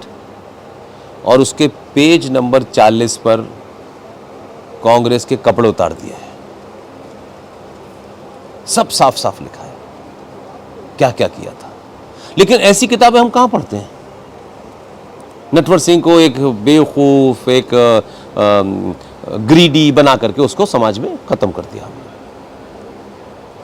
तो मेरा सिर्फ आपसे यही अनुरोध है कि अगर जो बिल्डिंग है, अगर उस बिल्डिंग की नींव में ही गड़बड़ है तो आप कितना भी डिस्टेम्पर कर लीजिए, वो बिल्डिंग लंबे समय तक नहीं चलेगी। अच्छा है एक बार बिल्डिंग गिर जाए, उसकी नींव ठीक हो जाए तो कम से कम 1000 साल तक तो चलेगी। इस देश की जड़ में मट्ठा जितना अंग्रेजों ने नहीं डाला, उससे ज्यादा हमने डाला है। इसलिए ये जो स्थिति आज आपको सामने भयावह समझ में आ रही है, ये तो संविधान बनने के बाद हुआ। संविधान बन गया, जो जो चीजें संविधान के समय रिजेक्ट कर दी गई, संविधान को लोगों ने अपनी बपौती समझा और बिना किसी डिबेट के, मैंने बताया कोई डिबेट नहीं हुई कि भारत सेकुलर होगा, आपने 76 में रात में सेकुलर घोषित कर दिया और लिखा हुआ है। ये जो वक्फ बोर्ड, वर्ड बोर्ड जो आज आप सुन रहे हैं, वक्फ का मतलब क्या है पहले तो ये बताइए। ये हमारा शब्द ही नहीं है। वक्फ का मतलब ये होता है आप अपनी संपत्ति अल्लाह के नाम कर दें, राइट। अब आप सोचें तो कहेंगे कि पंचर जोड़ने वाले, अगर आप बहुत शॉर्ट में सुनना चाहते हैं तो, कि पंचर जोड़ने वाले इतने ज्ञानी हो सकते हैं। हाँ, वो इतने ज्ञानी हैं, और ये पूरी दुनिया में कहीं नहीं है, ये दुकान कहीं नहीं है, सीरिया लीबिया में नहीं है। यहाँ मूर्ख हिंदू बहुत रहते हैं, महामक्कार हिंदू बहुत रहते हैं, और हिंदुओं के जितने भी संगठन है वो हिंदू को ही मूर्ख बनाते हैं, इसलिए यहाँ ऐसा होता है। आपसे सिंपल बात पूछ रहा हूं, आपकी जमीन वक्फ में चली गई, ठीक है, इसका मतलब अल्लाह के पास है, तो मुसलमान लौटाएगा कैसे? कैसे लौटाएगा बताइए? अल्लाह तो साइन करेगा नहीं कागज पे। उन्होंने कितना जबरदस्त इंतजाम किया है कि ये अल्लाह की जमीन है, अब तो भाई अल्लाह के नाम हो गई, हम वापस कैसे ले सकते हैं? अब अल्लाह आएगा उतर के नीचे, साइन तो होंगे नहीं। तो वक्फ का कानून न संविधान में, न संविधान के किसी हिस्से में है, न पार्ट में है, न बाद में है, न 50 से लेके कोई हमको डिबेट मिल रही कि वक्फ नाम की, लेकिन वक्फ कानून बन गया, 54 में बना, और उसके बाद में 2013 के अमेंडमेंट में, मैं इसलिए कल से एक बात पे बहुत चिल्ला रहा हूं, आपकी कोई जमीन ले ले 2 गज, कितने साल तक मुकदमेबाजी होगी? 2 सगे भाइयों में जमीन ऊंच नीच पे ले ले तो मर्डर हो जाता है। हम इस भूमि के लिए इतने ज्यादा पैशनेट हैं, 100 गज के प्लॉट में भाई को, छोटे को जरा 4 गज ज्यादा मिल गए तो भाई साहब खानदानों में गोलियां चलती रहती हैं, मुकदमे ये है कि नहीं है, ये स्थिति है। लेकिन दूसरी तरफ हम कितने मक्कार लोग हैं, भारत माता की जय, ये भूमि पूजन की भूमि, तड़पण की भूमि, ये खूब डायलॉग हो रहे हैं, लेकिन इस भूमि में, इस पे मेरा मालिकाना अधिकार नहीं है, लेकिन है तो भारत की भूमि, है तो भारत माता ये। तो जब इस भारत माता पे कानून बनना था तो आप सो रहे थे क्या? 2013 में 113 गिनती थी आपकी पार्लियामेंट के अंदर, और उस जमाने लोकसभा, राज्यसभा, टेलीविजन लाइव चलते थे कि नहीं चलते थे? तो ऐसा तो नहीं था कि पार्लियामेंट कहां से आपने देखा नहीं, पार्लियामेंट कहां, लाइव पूरी प्रोसीडिंग चलती थी। तो सब कुछ आपने देखा, आलू के भाव, सोने के भाव, मेरा तेरा, मेरी जाति, सब देखा। आपने 2013 की वो डिबेट क्यों नहीं देखी? क्योंकि आपको लगा हमसे क्या मतलब है, हमारा घर, हमारे बच्चे, खत्म, ये 100 गज का प्लॉट है, ये छोटे भाई का, ये बड़े भाई का। पूरे भारत की भूमि के ऊपर एक कानून बना, उस कानून का सेक्शन 40, अब शायद बहुत सारे लोगों ने सुन लिया हो, कमाल का कानून। इसलिए मैंने कहा हम महामूर्ख जैसे लोग दुनिया में नहीं कहीं मिलते। हमको भले ही हम लोग के हम राम की धरती के हैं, हम फलाने के वंशज हैं, आप किसी के वंशज नहीं, आप नंबर 1 के चाटुकार और मक्कार लोग हैं। ये शब्द पब्लिक में लोग सुनना नहीं चाहते हैं, इससे भी घटिया वर्ड बोल सकता हूं, लेकिन कभी कभी मर्यादा रखता हूं, मुझे इतना गुस्सा है अंदर से। सेक्शन 40 भारत की संविधान में, और उस वक्त पार्लियामेंट के अंदर 15 से 20 MP मुसलमान नहीं थे 2013 में, और जो इस वक्त ठेका लेके घूम रहे हैं गली गली, मोहल्ले मोहल्ले, कि अध्यक्ष हमारे कहने से बनेगा, ये हमारे कहने से मंत्री बनेगा, इनकी तो बहुत बड़ी गिनती थी, यही काम था सुबह से शाम तक, न बीवी, न बच्चा, न मकान, न दुकान, न पैसा कमाना, न बिजली का बिल बनना, न किसी के मरने का जाने का गम। तुम्हारे पास काम ही क्या था? तुम्हारे पास यही काम था कि लोगों को सच बता देते, अपनी इंटरप्रिटेशन करने की जरूरत ही नहीं थी। भाई साहब, ये हुआ है, समाज में 4 प्रवचन देते ना 4 बार, तो लोग कहते यार कम से कम पता तो चल गया। मैं ये कह रहा हूं, मेरी शिकायत इतनी है, बाकी नहीं है उनसे। भाई आपको घर देखना है, बिजली का बिल देना है, बच्चों की फीस देनी है, बहुत सारे आपके एंगेजमेंट हो सकते हैं, तो हो सकता है शायद आप उतना न कर पाते। जिन्होंने यही सब काम करना था, उन्होंने 2013 में क्यों नहीं बताया? वो भी चुप रहे, उनकी पार्टी के लोग भी चुप रहे। अब ज्ञान बट रहा है कि पोल खोल दिए पूरे इलाके के अंदर। 2013 में संसद के अंदर इसके ऊपर बहस हो रही थी, और आपके लोगों की, जिन्हें कहते हैं ये 24 कैरेट के हिंदू है, बाकी पार्टियों को तो हिंदू है ही नहीं, ये 24 कैरेट के हिंदू 113 थे पार्लियामेंट में, और सेक्शन 40 डाला गया, और ये कहा गया कि सेक्शन 40 ये कहता है कि वक्फ बोर्ड, जो ये प्राइवेट दुकानें हैं जो पूरे दुनिया में फैली हुई हैं, वक्फ बोर्ड के 2 लोग आएंगे और आपके ऑफिस में यहां खड़े होकर के वो ये कहेंगे कि भाई ये जो जमीन पे, जिस पे ये आपका स्टेट समाचार अखबार है, ये वक्फ की जमीन है, तो एक सामान्य पढ़ा लिखा आदमी क्या कहेगा, भाई पागलपने की बकवास क्या कर रहे हो यार, ये मेरे पास कागज है, ये बिजली का बिल, ये यही कहेंगे ना, इसके अलावा आप क्या करेंगे। कानून जो पास हुआ है संविधान में, मैं इन चोरों की बात बता रहा हूं, मुझे वही है कि दुश्मनों से तो मैं नहीं कह रहा ना, मैं तो इनकी कह रहा हूं कि जो ये है, अब मुखट्टा कुछ भी कर लें। वो दो लोग आ गए, उसने थोड़ा ठीक ठाक कर दिया तो उसी के खिलाफ हो गए, उसी को आजकल ज्ञान दे रहे हैं। फॉक्स सेक्शन 40 ये कहता था कि स्टेट टाइम के अखबार में 2 सड़क छाप मुसलमान जो वफ़ के मेंबर हैं, जिन्हें अपना उर्दू में नाम लिखने के अलावा कुछ नहीं आता, और वो पूरी हिंदुस्तान में कहीं के भी वफ़ बोर्ड के मेंबर हो, ये भी नहीं कि लोकल हो, वो यहाँ आएंगे और आपके एसएचओ के पास जाएंगे, एसएचओ से कहेंगे ये जो स्टेट टाइम का जो अखबार का ऑफिस है, ये ज़मीन वफ़ की बनी हुई है। ये पार्लियामेंट में पास किया हुआ कानून है शेर सिंह साहब, आप सोच सकते हो। ओपन है, कहीं छुपे में होता तो चलो मान लेता कि चोरी से इस देश में ऐसा काम हो गया है। और उस जमाने लोकसभा राज्यसभा की कार्रवाई लाइव होती थी। मैं तब से लेके बोलते बोलते मैं अब तक ऐसा हो गया हूं कि बस सपने में भी आप मुझसे कहोगे ना तो मैं 2 घंटे बोल सकता हूं उसमें। उनको ये अधिकार था, वो आएंगे, स्टेट टाइम के अखबार को एसएचओ को लेके आएंगे, उसको कहेंगे कि इन्होंने हमारी जमीन ले ली है। वो एसएचओ को पावर दी गई है पार्लियामेंट ने कि वो आएगा एसएचओ या एक कोई कांस्टेबल और आपसे कहेगा ये जगह खाली कर दीजिए, ये वफ़ की ज़मीन है, आप एक शरीफ आदमी, आप कहेंगे भाई ये गलतफहमी हुई है, ये मेरे कागज़ हैं, ये वरना सब दिखाएंगे।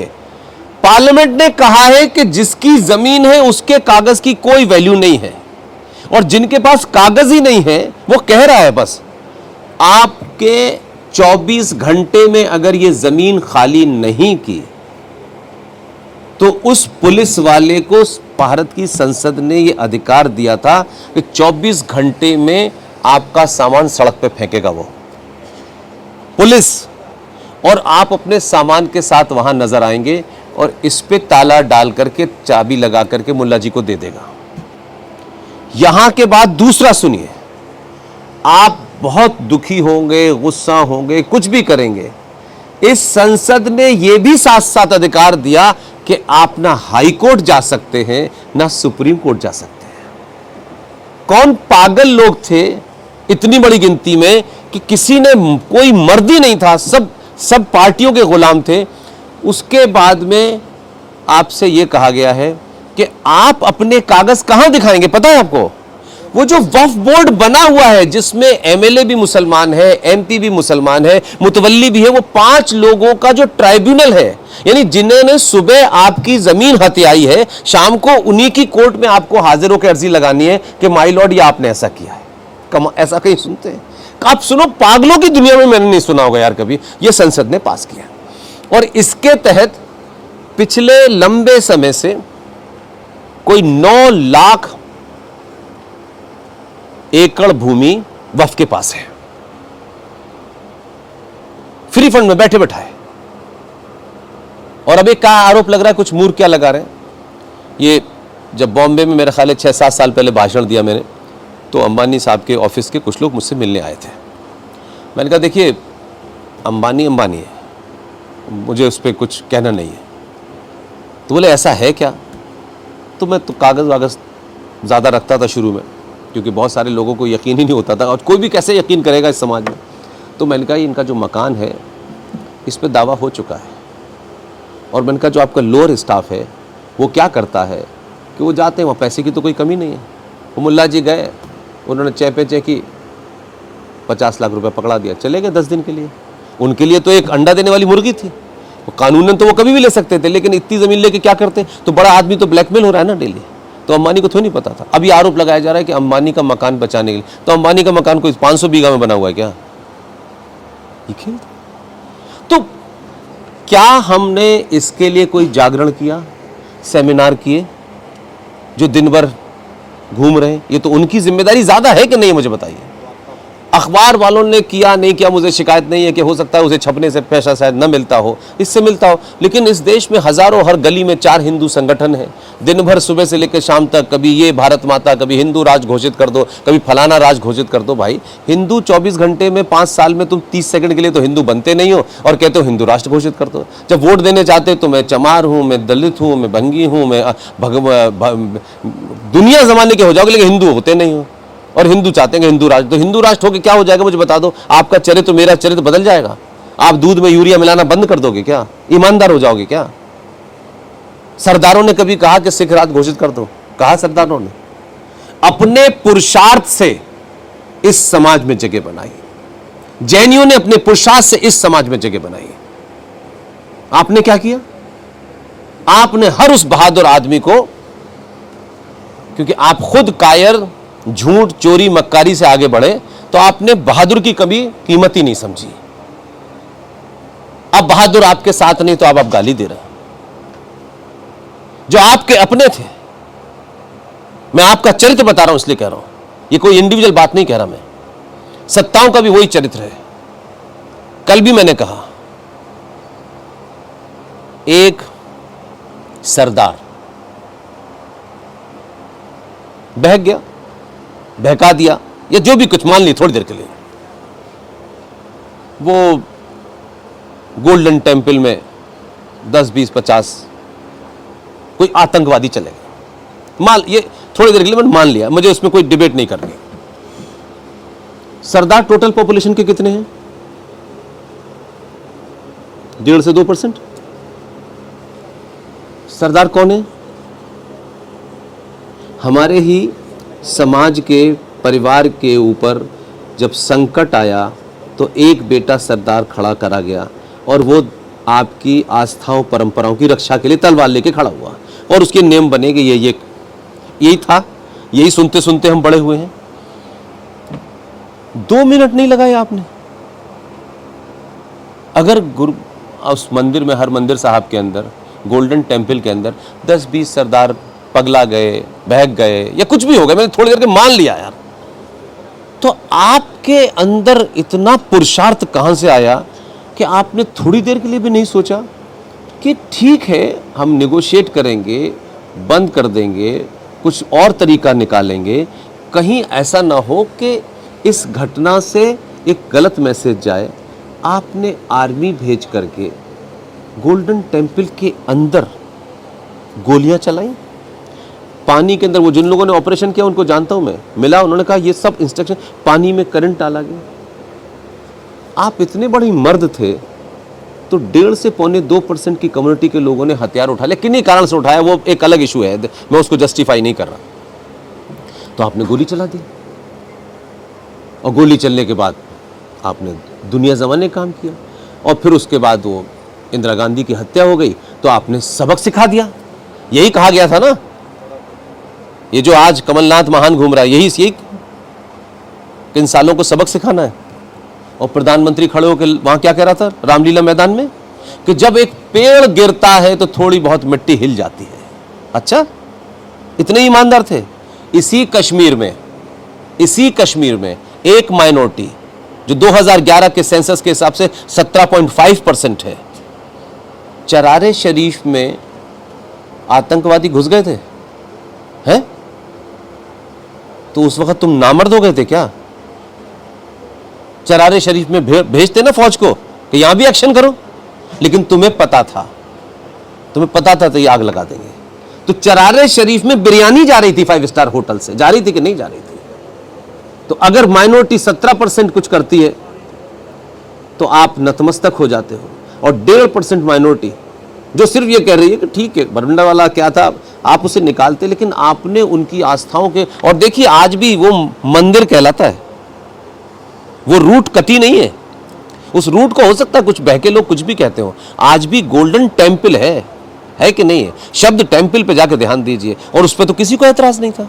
तो आपने बाद में मारा, फिर आपने सरेआम उनका नरसंहार किया, और फिर एक कांग्रेसी जो इस देश में बहुत महान था, जिसके पिता इस देश में विदेश मंत्री रहे, जिसके नाना इस देश में राष्ट्रपति रहे, मेरे अलीगढ़ मुस्लिम विश्वविद्यालय में उनके जो नाना थे वो वाइस चांसलर रहे, और मैं उनको बहुत नज़दीक से जानता हूँ। वो आज भी जीवित हैं, पढ़े लिखे हैं, बहुत अच्छे वकील भी हैं और ऑक्सफोर्ड से पढ़ के आए हैं।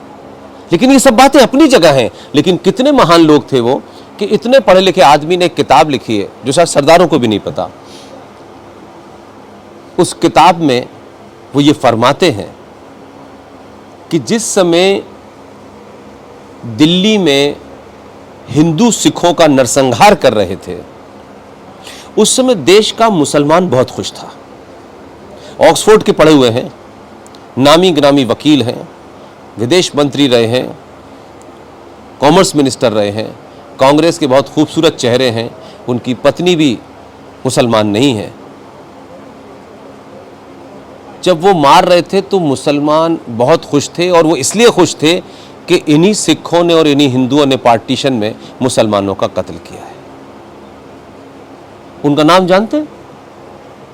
उनका नाम है सलमान खुर्शीद। ये सब बातें पब्लिक में आई कभी?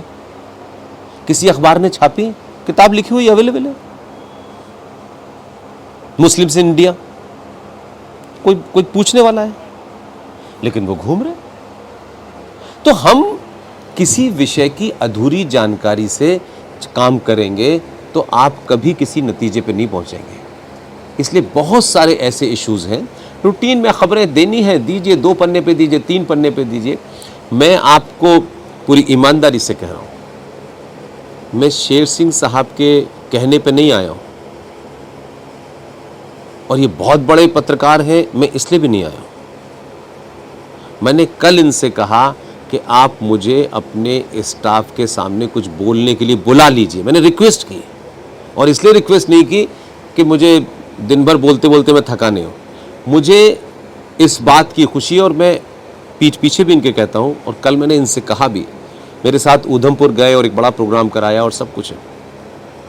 मैंने 5-6 बार मेरी मुलाकात आपसे हुई।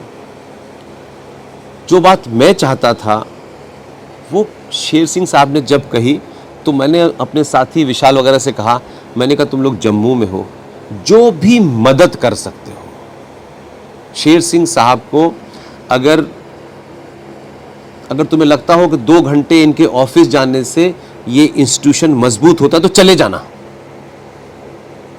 क्योंकि अखबार निकालना और अखबार की ब्लैकमेलिंग करके पैसा कमाना, ये 99.9% कर रहे हैं।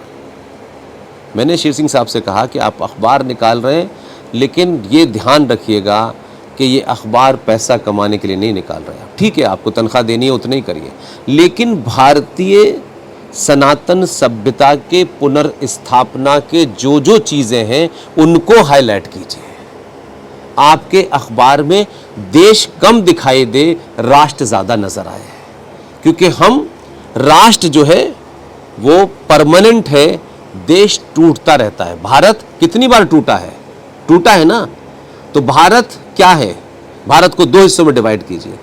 एक भारत जो सत्ता चलाती है, एक भारत जो आपकी आस्था चलाता है। तो राष्ट्र में क्या क्या चीजें होती हैं? राष्ट्र आपकी आस्थाओं से, परंपराओं से, सरोकारों से, संस्कृति से चलता है।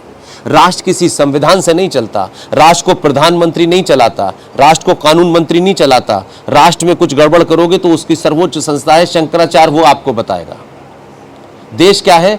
देश एक कानून बन गया है, ये संविधान है, संविधान के खिलाफ जाओगे, ये आईपीसी है, ये करोगे तो ये हो जाएगा। और जितने भी देश के जितने भी घटक हैं, जितने भी इंस्टीट्यूशन देश के हैं, सब पेड है?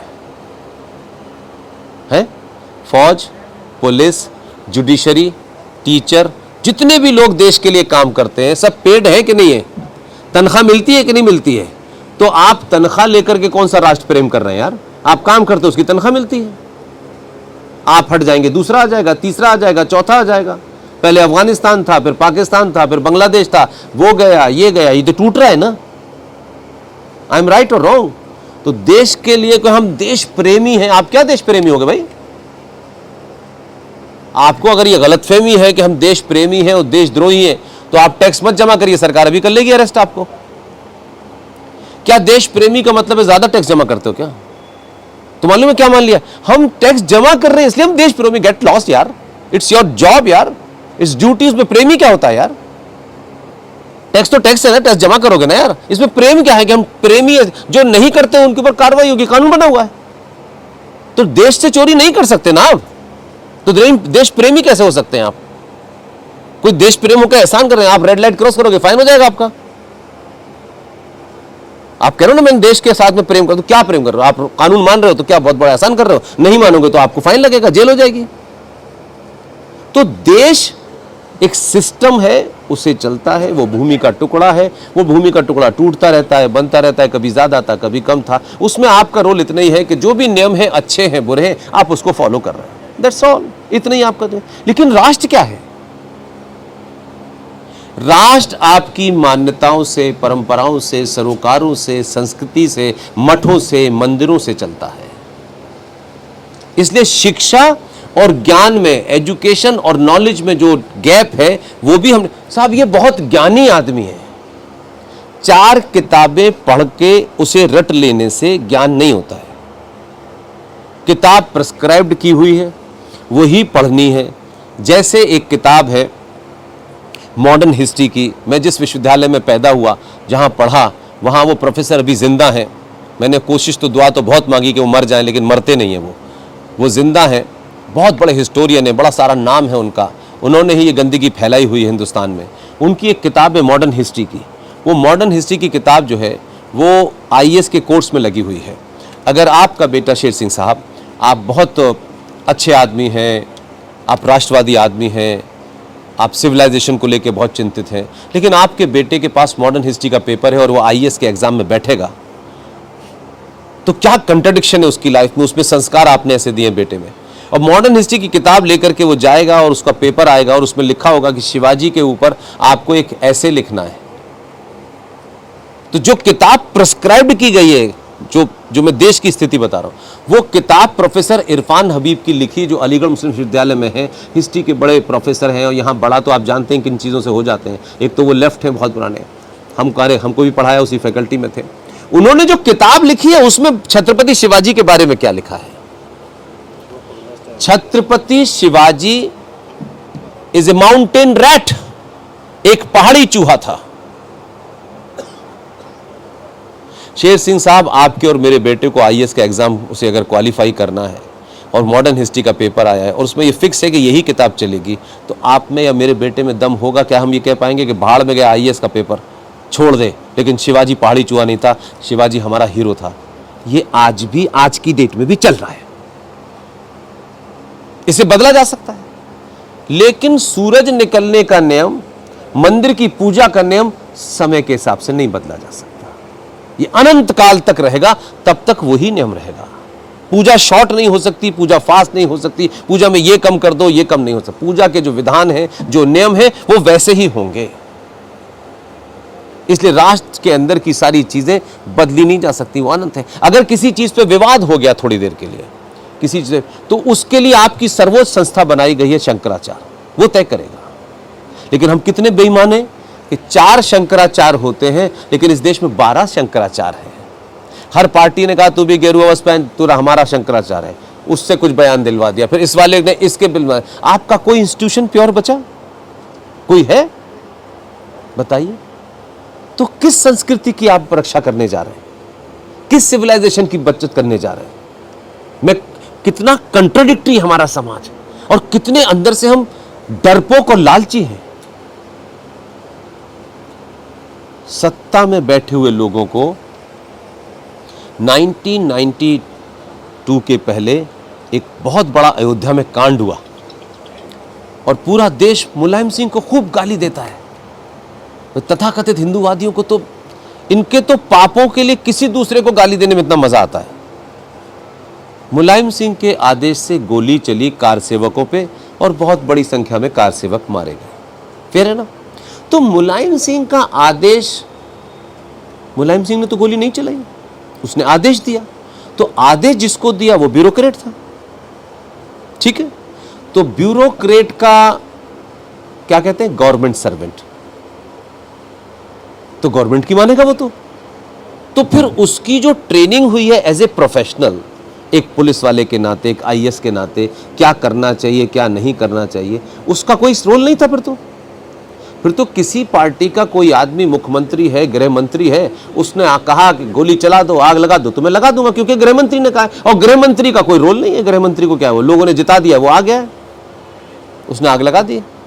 तो गृह मंत्री तो अपने नफे नुकसान से करेगा, देश का तो लेना देना नहीं है। तो जिस व्यक्ति ने कार से गौ पे गोली चलाई, उस समय चीफ सेक्रेटरी कौन था उत्तर प्रदेश का? मुसलमान था, पारसी था, सिख था, 24 कैरेट का था, भयानक 24 कैरेट का था। चलिए साहब, उसने गोली चला दी, आदेश माना, वो चले गए। जिसने कार से पे गोली चलाई और हम विलाप कर रहे हैं, असल आदमी को नहीं बता रहे क्योंकि उसका सरनेम हमारा सरनेम मिलता है, तो उसके पापों पे पान डालो। तो कभी नहीं बोले इस पे। यही मैं कह रहा हूं, ये बीमारी नहीं खत्म होगी शेर सिंह साहब, तब तक हम ऐसे ही रहेंगे। हमारे सामने सब कुछ होगा, हम ढोंग करेंगे, सिर्फ हम कुछ करेंगे नहीं। वो साहब जिन्होंने गोली चलाई, अंधाधुंध गोली चलाई, गोली के जितने भी नियम थे वो नहीं माने। गोली चलाने का पहला नियम है कि पहले हवाई गोली चलानी चाहिए, अगर भीड़ उसके बाद भी कंट्रोल नहीं हो रही तो अंडर नी, उसके नीचे चलानी चाहिए। लेकिन क्योंकि उनको सत्ता के कुछ लोगों को खुश रखना था, उनका पद बचना था, उन्होंने गोली चलाई, उन्होंने कुकर्म किया, वो ठीक है, सत्ता चली गई। लेकिन वो आज कहाँ है? मेरा गुस्सा उन हिंदुओं से है, हिंदूवादियों से, कि आप सिर्फ स्वार्थों के हिसाब से, मुल्ला मुलायम ने गोली चलाई थी और मोदी ने उसको भारत रत्न क्यों दे दिया, ये तो हम कह रहे हैं कि नहीं कह रहे हैं? खूब चिल्लाया गया ना साहब, मुलायम सिंह को गोली चलाई और देखिए साहब, अरे मोदी ने को, वो पॉलिटिक्स है। लेकिन जिसने चलाई थी वो कहां है, ये बताओ। जिसने चलाई थी गोली कार सेवकों पर, वो आदमी इस समय राम मंदिर ट्रस्ट में है। ये बताना कुछ लोगों को बुरा लगता है, नहीं ये मत बताओ पुष्पेंद्र जी, तुम ISI से पैसा ले रहे हो देश में लड़ाने के लिए।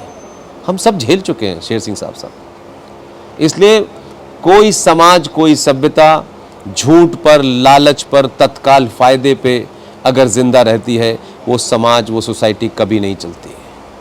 सच सच होता है दुनिया में, झूठ झूठ होता है। वो मेरे लिए सच है और आपके लिए फायदेमंद है, ये नहीं होता है। और समाज को जब ये बीमारी हो जाए, मेरी जाति का, मेरे इलाके का आदमी ने डकैत भी किया है तब भी वो महान है, और ये समाज 99% उसमें उलझा हुआ है। ये वो समझ ही नहीं सकता कि सिविलाइजेशन क्या चीज होती है। इसलिए जो समाज आचार्य चाणक्य को अपना आदर्श मानता है, राम को मानता है, लक्ष्मण को मानता है, सीता को मानता है, हनुमान को मानता है, दिन भर पूजा करते हैं हम लोग, वो समाज 2 रुपए किलो चावल में बिक जाता है जब 2-2 कौड़ी के नेता आपकी बोली लगाते हैं और आप वोट इस बुनियाद पे देने जाते हैं कि वो 2 किलो दे रहा है, अच्छा ये 3 किलो दे रहा है, अच्छा ये 4 किलो दे रहा है, अच्छा ये साड़ी दे रहा है, वो ब्लाउज दे रहा है, कोई चप्पल दे रहा है। हम क्या हैं भाई? हम तो उस जानवर से भी बदतर हैं, जो जानवर सब कुछ होने के बाद भी अपने मालिक का लॉयल रहता है। हमारी लॉयल्टी चावल पे, बिजली के बिल पे, फ्री पानी पे बिक रही है और हम राजा चुनते हैं। अंग्रेज सोचते होंगे यार कि ये इसी लायक थे यार। तब से लेके आज तक हम बदले नहीं, कपड़े बदल गए, गाड़ियां आ गई, कुछ हो गए, इससे ज्यादा हमने कुछ नहीं किया।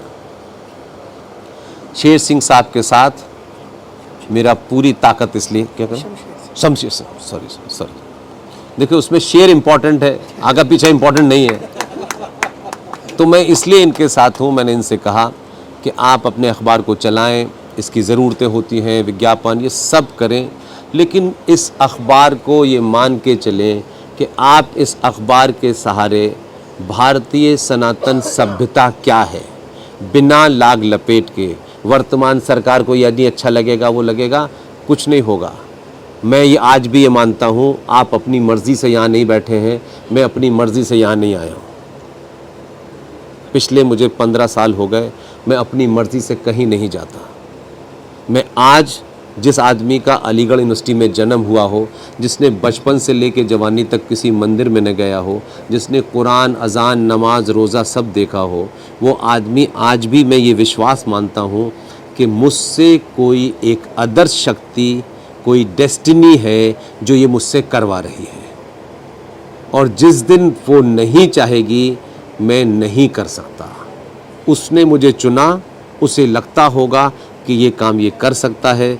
मैं भी आप ही की तरह ठीक ठाक सा आदमी था, ठीक ठाक मेरी नौकरी थी, 2 बच्चे हैं, एक पत्नी है, एक सामान्य परिवार की तरह मैं रहता था। मैंने ठीक ठाक नौकरी छोड़ दी, तब भी बहुत लोगों ने मुझसे कुछ कहा। मुझे भी मन में लगा कि दिल्ली में सरवाइव करना मुश्किल है, और आज 12-16 साल हो गए।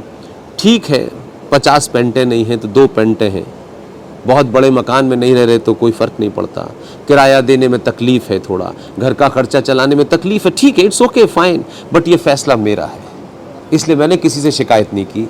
मैं अभी भी मानता हूँ कि इस समय आपसे मिलना, जम्मू तो मैं पहले भी बहुत पहले आया था, तब मुलाकात नहीं हुई। ये जो भी कुछ होता है ना, ये फिक्स डेस्टिनी है। आप लाख नहीं चाहेंगे तब भी आप आ गए होंगे, लाख आपको देर हो रही है, और बहुत सारे लोग ऐसे भी होंगे जो ये और वो नहीं पहुंचे। वो शक्ति मुझसे ये काम करा रही है। मेरी सिर्फ उससे यही है कि मैं कहीं इन कठिनाइयों के कारण मेरा रास्ता गड़बड़ ना हो जाए। और मैं सारे पब्लिक कहता हूँ कि जिस दिन भी मुझे यह एहसास हो गया कि मेरी बोलचाल में, मेरे शब्दों के अंदर मुझे ये प्राप्त हो जाए, मुझे ये मिल जाए, इस लालच में मैं किसी सच बात को झूठ बताने की जैसे ही आएगा, मैं उसी दिन ये यात्रा समाप्त कर दूंगा।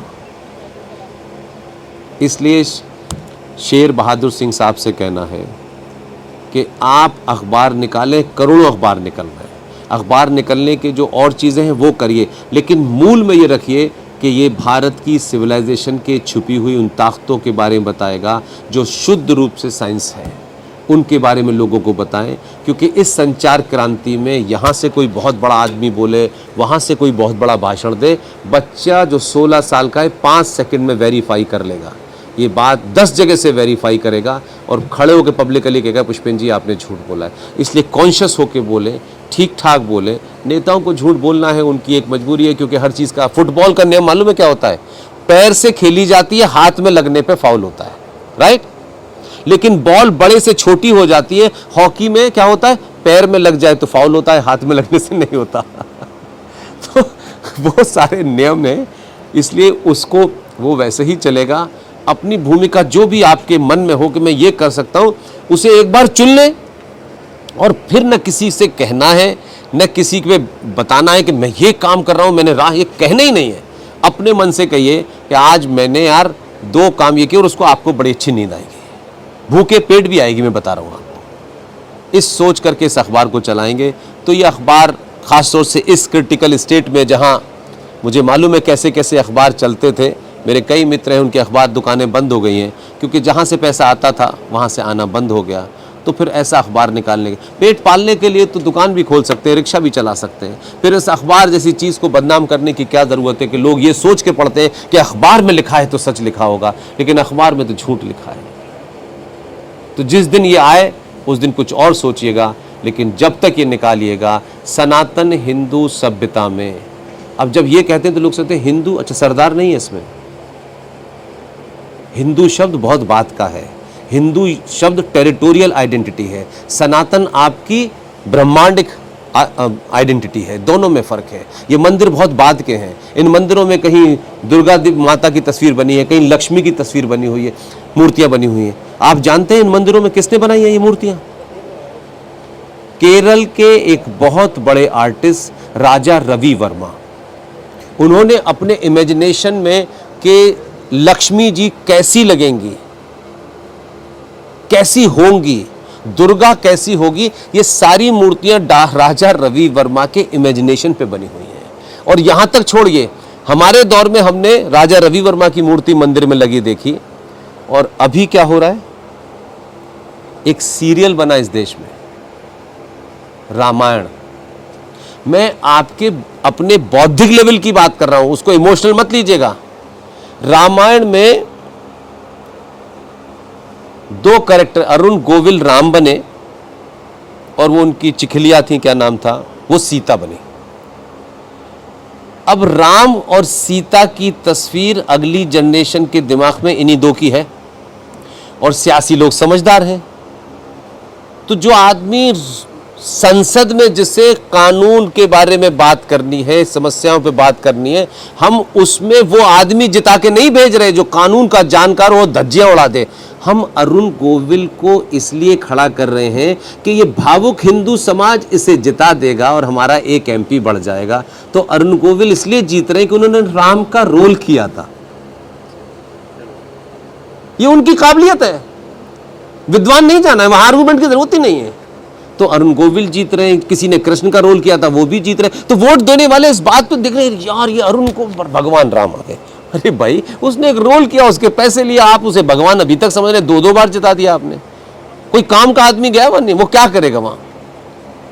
तो हम मैच्योर कहां हैं। हम पॉलिटिक्स की बात करें तो पॉलिटिशियंस में हमको ढूंढना चाहिए कौन श्रूड पॉलिटिशियन है, कौन इस देश के आर्गुमेंट को दुनिया में कैसे रखेगा, कौन इस देश को कैसे हमारा एजेंडा ही नहीं है। हम भावुक होकर हर चीज फैसला लेते हैं। भावनाओं से घर चलता है, राष्ट्र नहीं चलता। वहां फैसला लेना है कि अभी समाप्त करना है तो अभी समाप्त करना है, कोई और नहीं होता। इसलिए छोटी छोटी बहुत सारी बातें हम सुबह तक बात कर सकते हैं, लेकिन आपके मैनेजिंग एडिटर साहब को मुबारक हो कि ये नई शुरुआत इन्होंने की है। मुझे कल काफ़ी कुछ बताया कि आपने चंडीगढ़ में भी, हरियाणा में भी किया है और अच्छा है। मुझे एक बात अच्छी लगी, ये बात एक ऐसे आदमी को सोचनी चाहिए और अगर उन्होंने ऐसा सोचा है, उन्होंने बहुत खुले अंदाज में मुझसे बात की कि पुष्पेन जी आज सरकार मेहरबान है तो सरकार का जो विज्ञापन देने का तरीका है उसमें शेर सिंह साहब के साथ थोड़ा सा उसका उनको लगता है कि भाई हमारी बात कह रहा है। कल सरकार बदल जाएगी, फिर कोई दूसरा आ जाएगा और विज्ञापन नहीं मिलेगा तो स्टाफ की तनख्वाह कहाँ से जाएगी। लिहाजा बहुत समझदारी का काम ये किया है कि इन्होंने अलग अलग राज्यों में अखबार शुरू किया है, तो यहाँ की बदल जाएगी तो वहाँ वाली काम आएगी। अच्छी बात है ये, इसमें कोई ऐसी बात नहीं है। अगर ये एस्पेक्ट ये नहीं देखेंगे तो अखबार में क्या करेंगे, कैसे चलेगा। मशीन में इंक चाहिए, पैसा चाहिए, रुपया चाहिए, बिजली चाहिए, ठीक है। तो आपके मालिक ने ये अखबार भारतीय सनातन सभ्यता की पुनर्स्थापना के लिए जो भी इसका एक रोल हो सकता है वो इनका हिडन एजेंडा है, और ये एजेंडा है तो सर्वोपरि है और मैं इसके साथ पूरी ताकत से खड़ा हूँ। बहुत बहुत धन्यवाद, थैंक यू वेरी मच।